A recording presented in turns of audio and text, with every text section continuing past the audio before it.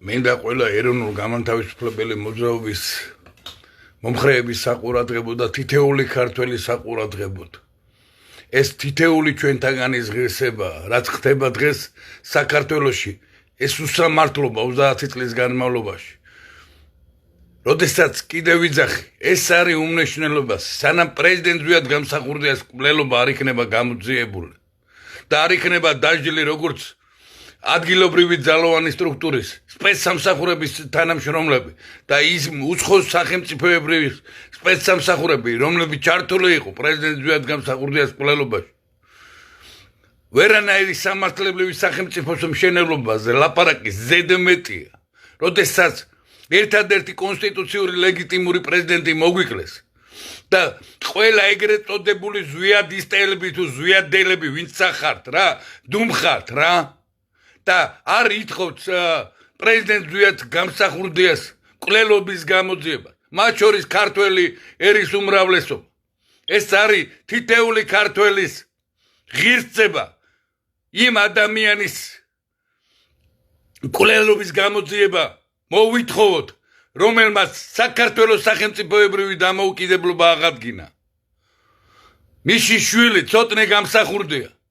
ზე მოხდა თავდასხმა ქართული ოცნების უზურპირებული ხელისუფლების დაკვეთით და დღეს დაინვალიდებული ვითომ და მკურნალობის რეაბილიტაციის მიზნით გადის ვითომ იმაში, რა ქვია, ოქროყანა თუ წყნეთია თუ კიკეთია რა, სამხედრო იმაზე.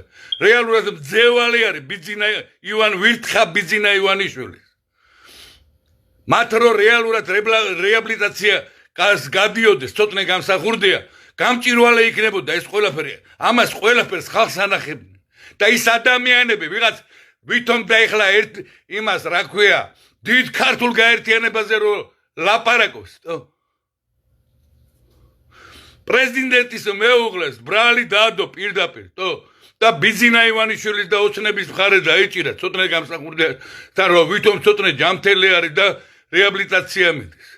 და პრეზიდენტის მეუღლეს სუკის აგენტობაში და რაში არ დადო ბრალი და ესეთი ადამიანმა რა ქართული გაერთიანება უნდა გააკეთონ, როდესაც ადამიანი იძახის არის ზვიადელი და პრეზიდენტის მეუღლეს და ესე სახალხოდ ბრალს სუკის აგენტობაში და კორუმპირებულობაში.